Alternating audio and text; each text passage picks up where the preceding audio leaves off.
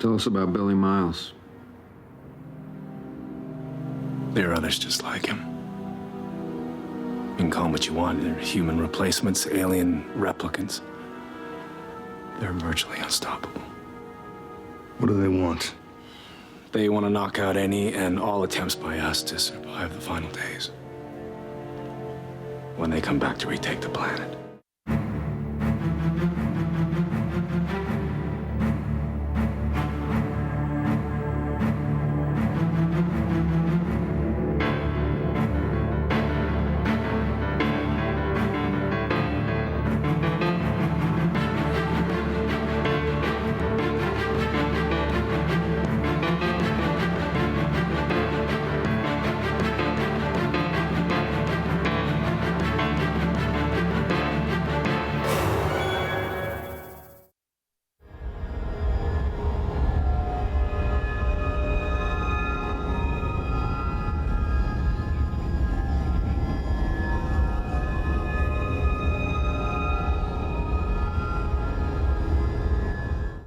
Agent Mulder, stay there!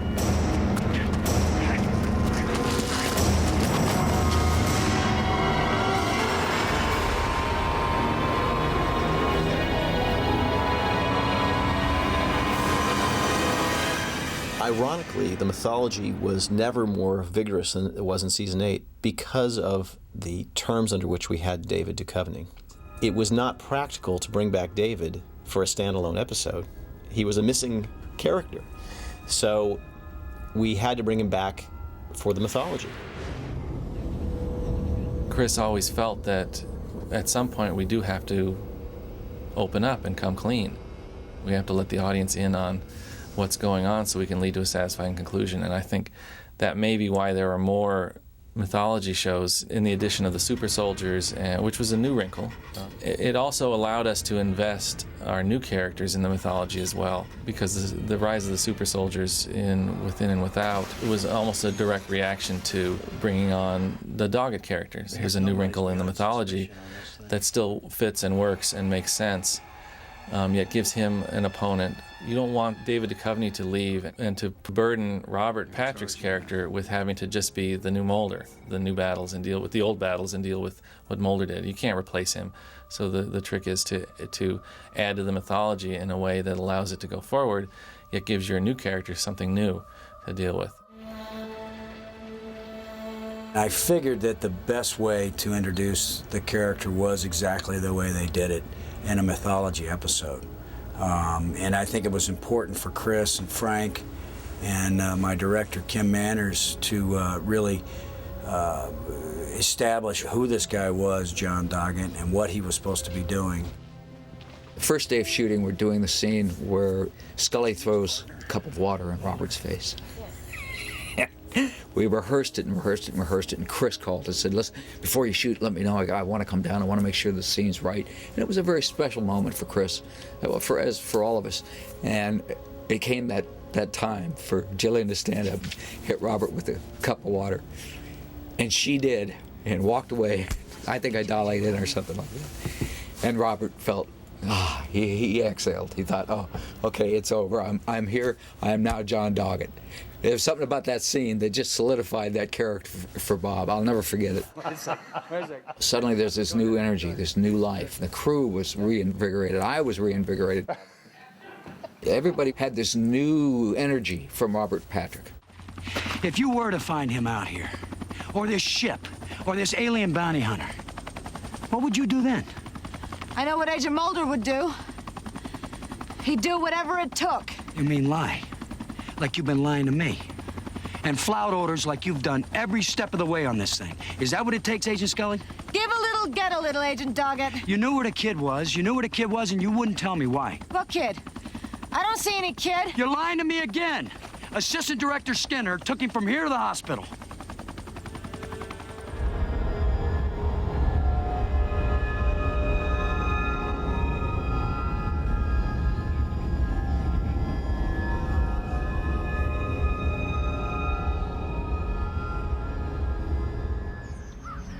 You need me worse than you know. I don't need someone using me to get another man killed. You think this is about Mulder? It's about the truth, John. What truth? You got it all right in front of you. It's all in the X-Files. I'm just one man trying to point you in the right direction.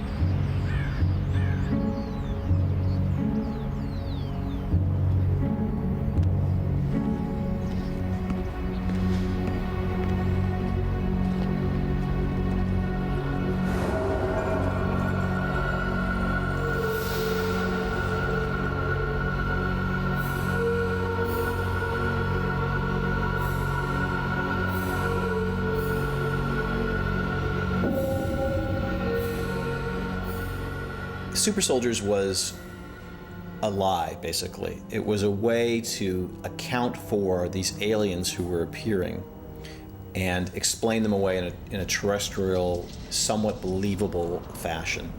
The idea was that the Defense Department was developing genetically modified human beings. So that was sort of the non-alien explanation. That's not the truth, though. In fact, these were aliens.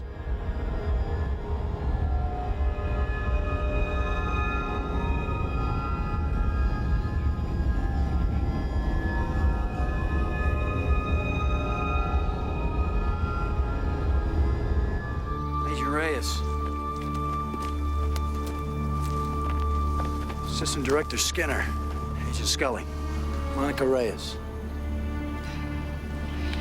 Hi. It was a big challenge to deal with David Duchovny's departure in season 8. And in a way, we sort of brought in both Doggett and Reyes to kind of get both sides of Mulder's personality. Of course, they're their own characters, and the actors embodied them and actually brought things to them that were unexpected. When I got the job, I took it upon myself to educate myself as much as I could just for my own information, even though the character of Monica wouldn't really know the mythology herself. So there was a part of me that tried to learn and tried not to learn too much so that I could keep Monica's perspective very clean and very fresh.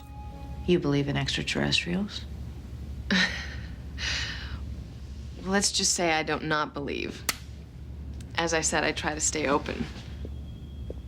It breathed fresh energy into the show, and it allowed some new storylines, you know, and get into their characters and where they came from. And they were both really real troopers. They came into it full force.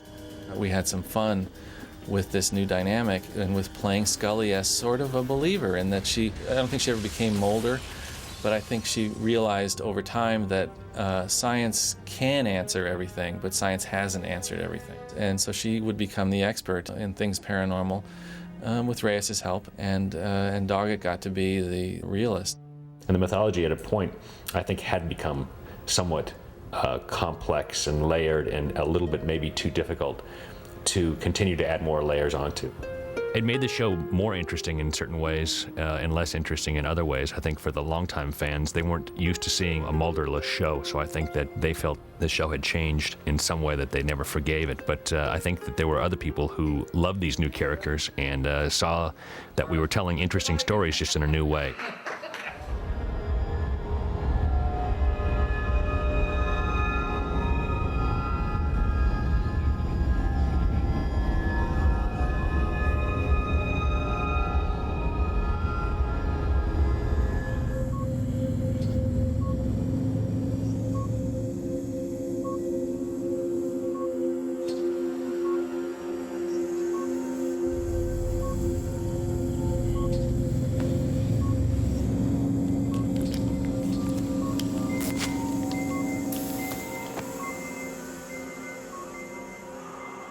It's the beginning of the phenomenon where you see these sort of molting aliens, where you see Billy Miles, you know, found at sea, and then he goes in the shower and the skin kind of sloughs off, and there he is, Billy Miles, perfect again. And only he's not Billy Miles anymore. He's an alien replica of Billy Miles.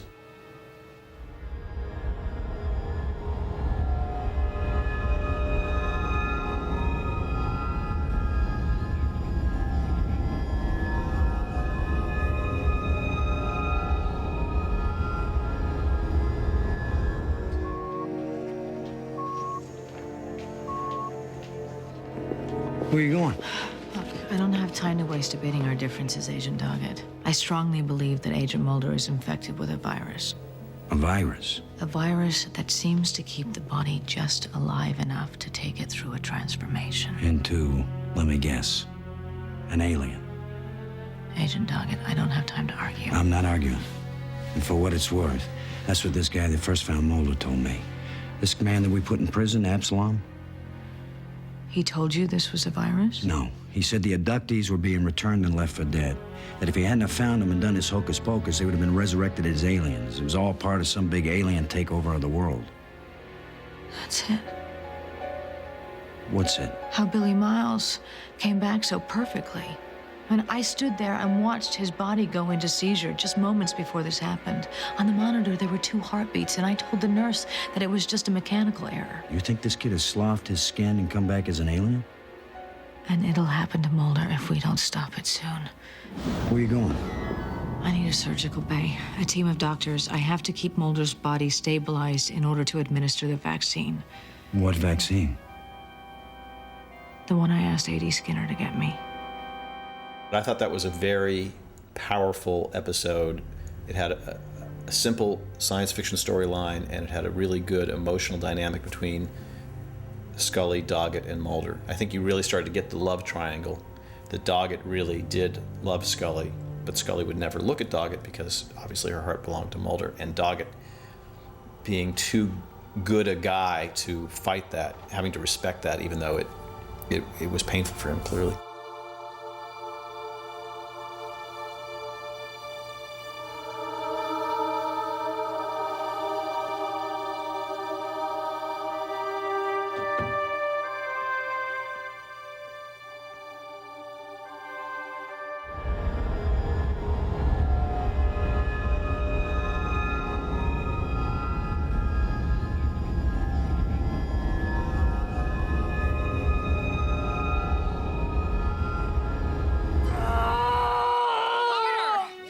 Dana! Keep breathing, Dana, keep breathing. Please don't let them take it. Push! Push! Push, Dana, push!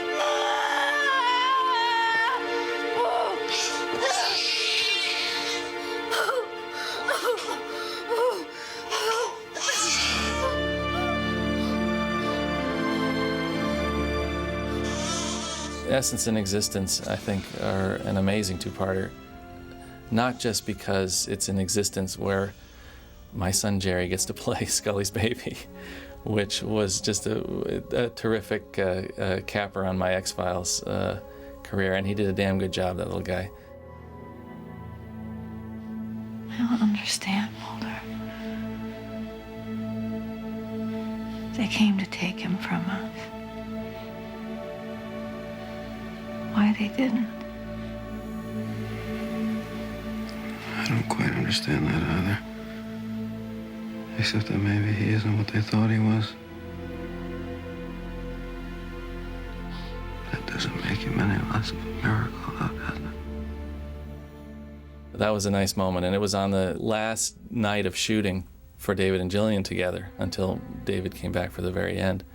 So it was a very emotional night for everybody. I mean, I was just beaming and proud and smiling, and David and Gillian were enjoying that, and then they had their last shot together, and I know that was very touching for them.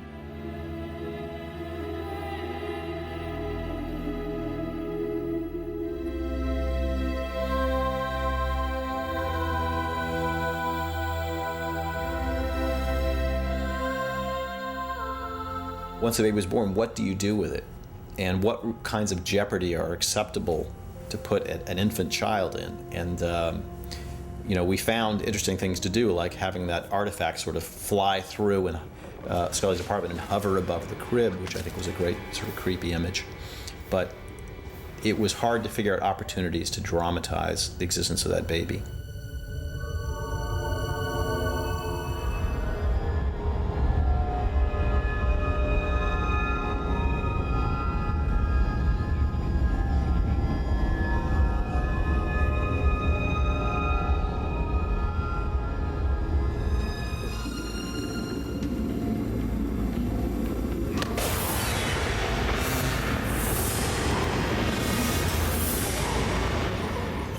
By season 9, Scully had seen so much that a pretty far-out idea ended up being the real-world possibility for what was going on, alternate to the idea of there really being aliens. And that idea was that the government was creating a genetically altered army of super soldiers.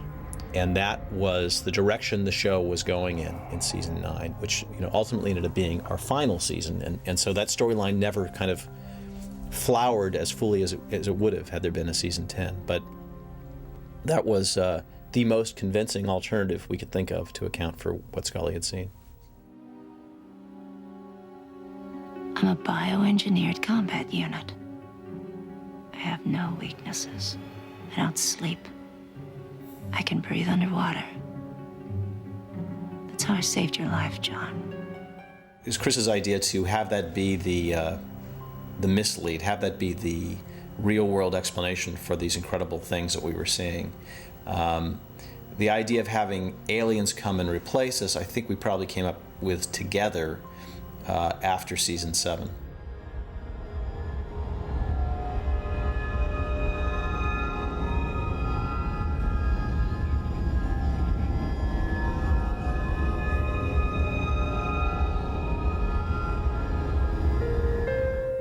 I don't have a choice about what he is or was.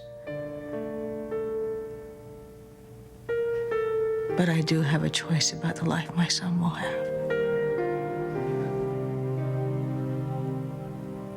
And shouldn't I choose that he never have to be afraid of anyone or anything?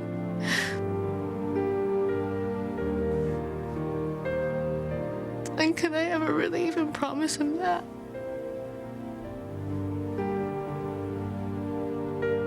But who can?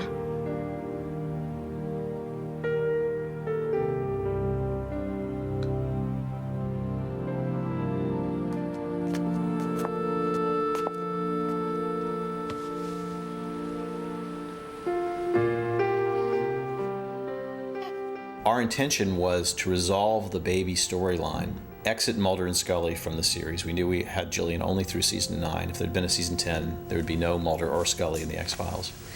And then move into a period where aliens were not the central focus of the series.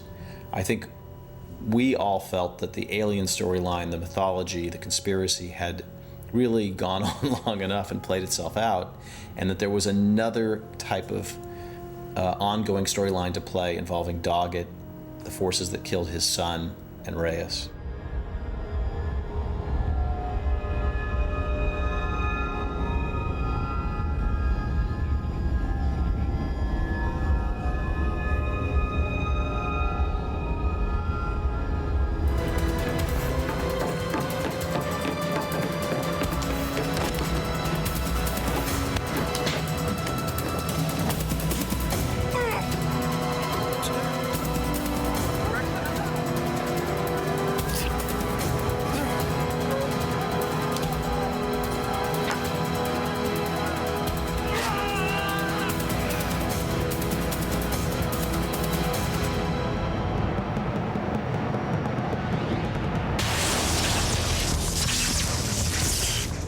We realized pretty quickly, once Chris decided to end the show, that the season finale was going to have to be a trial.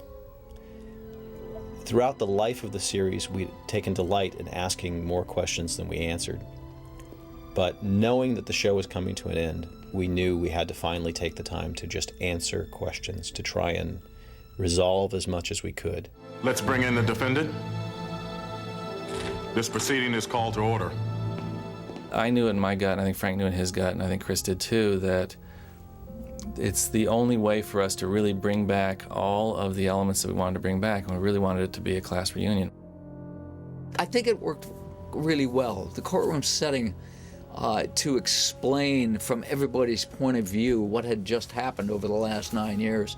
And to be honest with you, I don't know that any one of us really knew what happened. I think Chris Carter is the only one. I think it's all locked in his head. We brought back everybody we could and answered every question we could. And the problem became that even at 2 hours, we couldn't answer everything. There was more we had. There was more that was on the cutting room floor. Everyone's mind was that it was the end. So everything from Corey Kaplan's amazing sets in the desert and to the set pieces, just finding the location for the opening teaser. Everyone wanted it to be awesome and memorable, and I think it was. Chris had told us in January, he had told everybody well in advance that this was going to be the last season, so there was quite a build-up for the last half of the season to this final episode, and we all knew that we were part of something really, really big. And it was great to bring back the smoking man and have him decrepit and dying of cancer, smoking through his neck in a cave with this Indian woman. It was just so bizarre.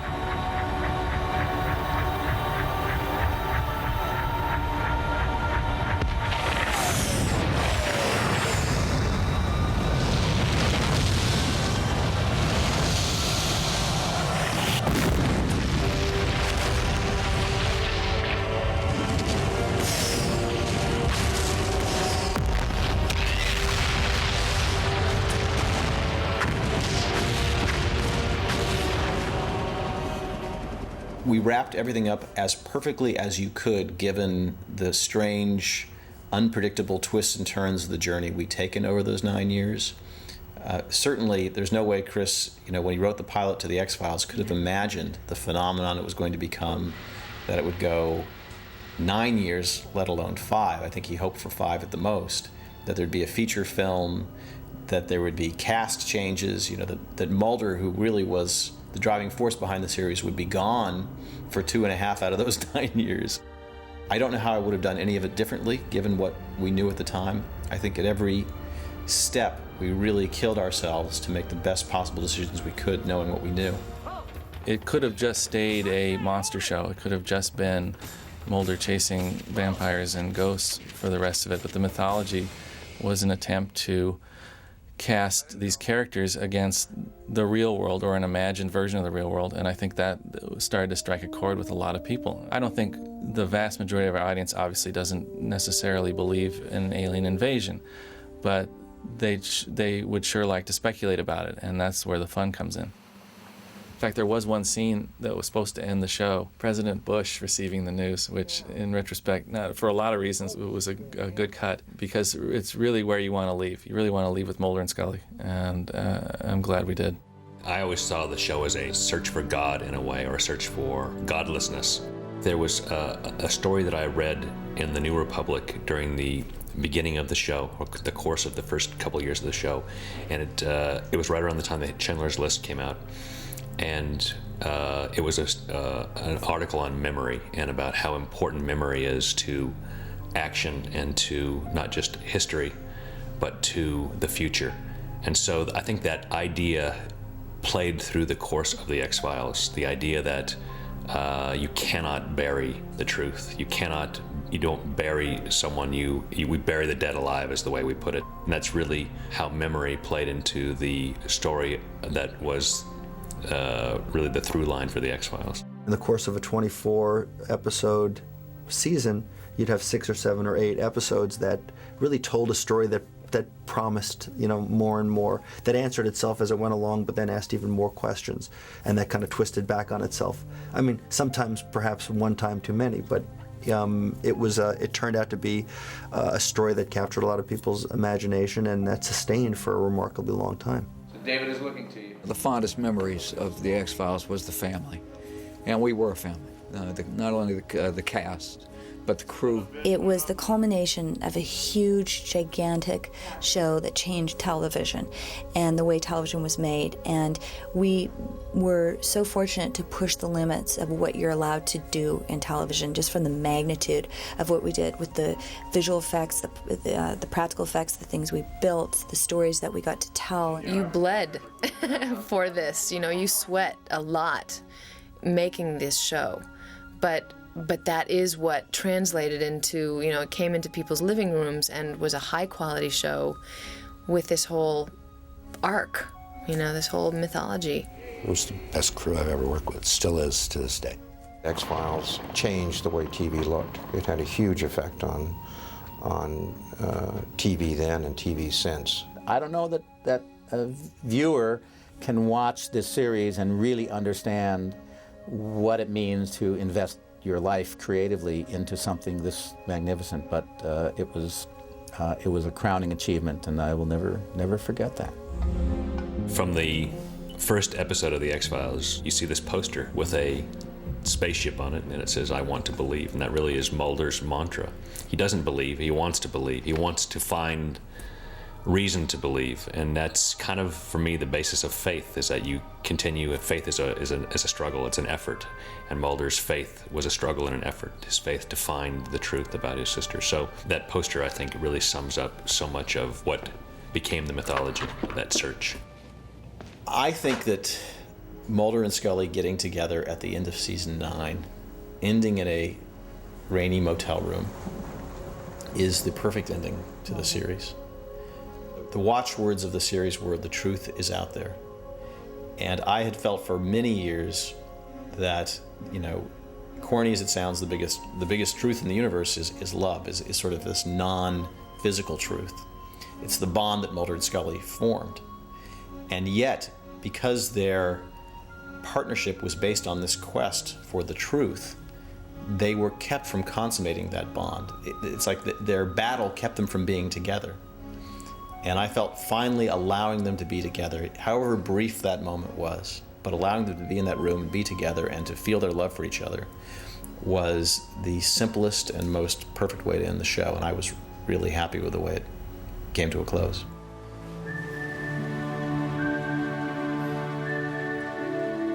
Maybe there's hope.